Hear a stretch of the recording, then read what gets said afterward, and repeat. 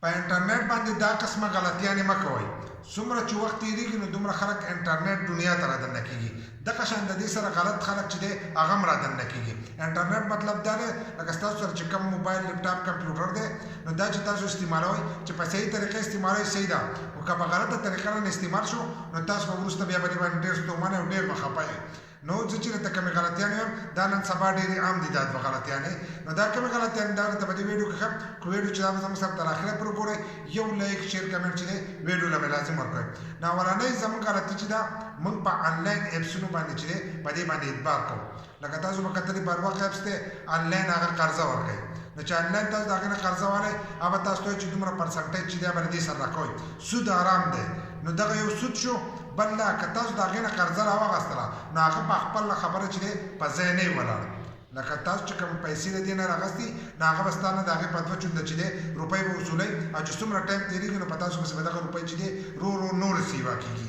دغه شانتې چې دی د اپلیکیشن چې دی ستاسو کومې نمبرې چې ستاسو سره په موبایل کې سیوي دا ټول یو سره پرتي.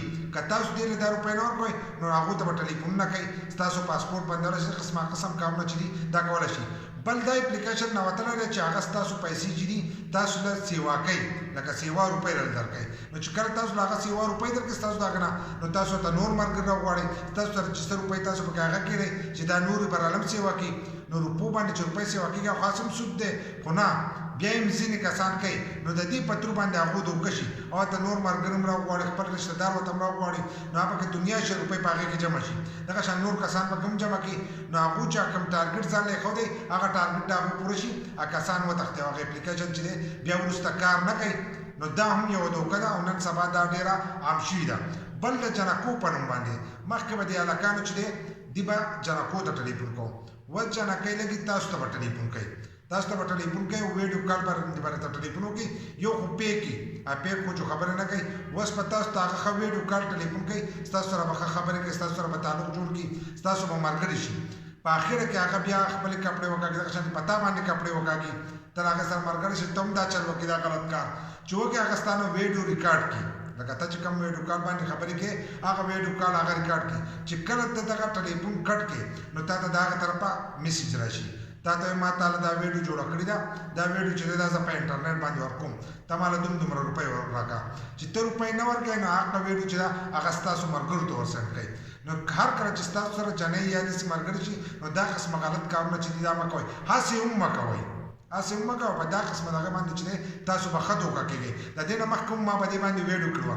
دغه شانتې په اپلیکیشن کې چې دی روپۍ به نږدئ چې روپۍ ږدئ تاسو له هغه روپۍ ډبلئ یا اپلیکیشن تاسو له روپۍ ځینې اکثر کسان وایي داسې یو اپلیکیشن راته وښیه چې موږ ته آنلاین ځانه روپۍ ګټلی شو. نو داسې یو اپلیکیشن هم نشته. که تاسو د یوټیوب، فیسبوک، د انسټاګرام د دې شیانو نه ګټئ نو دې له به تاسو ویډیوګان ورکوئ، خو داسې نه شي کېدلی چې تاسو روپۍ کېدئ یا تاسو گیم کوئ د هغې په تر روپۍ میلاوېږي. دغه ټول فیک کارونه دي. فیسبوک، یوټیوب چې ورکوئ هغه پورې به د ویډیوګانو باندې چې دی اشتهارات راځي د هغې پرسنټیج تاسو له درکوي، دغه اوریجنل کار دی. نو دا قسمه غلطیانې چې دي دا په انټرنیټ باندې مه کوئ، ځکه نور هم ډېرې غلطیانې دي خو دا دوه چې دي نن سبا ډېرې عام شوي دي. نو زیات کر کسان چې دي په دې ترو باندې خلک دوکه کوي. که ویډیو مو خوښه شوي نو یو لایک شیر کمنټ چې دی دې ویډیو له لازم ورکړئ. داسې نور ویډیوګانو لپاره زموږ د فیسبوک پیج هم د ځان سره فالو کړئ او یوټیوب چینل چې دی هغه هم د ځان سره سبسکرایب کړئ.